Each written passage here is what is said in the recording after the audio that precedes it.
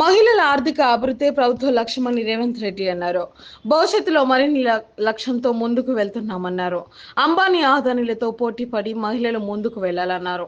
తెలంగాణలో $1 ట్రిలియన్ ఆర్థిక వ్యవస్థ ఎదగాలంటే 1 కోటి మంది మహిళలు కోటీశ్వర్లు అవ్వాలని సీఎం రేవంత్ రెడ్డి అన్నారు. అదే తమ ప్రభుత్వ లక్ష్యమని స్పష్టం చేశారు. కాంగ్రెస్ ప్రభుత్వం ఎప్పుడు మహిళా శక్తిని తక్కువ అంచనా వేయలేదని, దేశానికి మహిళా శక్తి అంటే ఏంటో చూపించింది కాంగ్రెస్ పార్టీ అని తెలిపారు.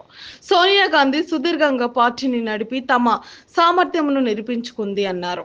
హైదరాబాద్ లోని జూబ్లీహిల్స్ జేఆర్సీ కన్వెన్షన్ హాల్లో నిర్వహించిన T Hub women acceleration programme లో పాల్గొన్న సీఎం రేవంత్ రెడ్డి మహిళలకు తమ ప్రభుత్వం ఇస్తున్న ప్రాధాన్యతను మరోసారి గుర్తు చేశారు.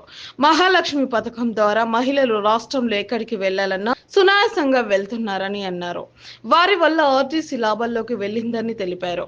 ఆడబిడ్డలకు ₹500కే సిలిండర్ అందిస్తున్నామన్నారు.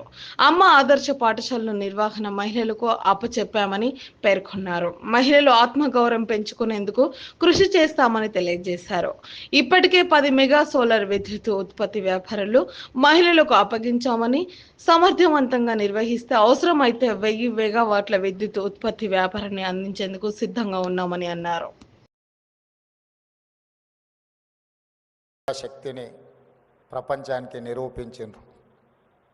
స్వతంత్రం వచ్చిన తర్వాత జరిగిన యుద్ధాలలో ఈ దేశాన్ని గెలిపించిన శక్తి మహిళా శక్తి.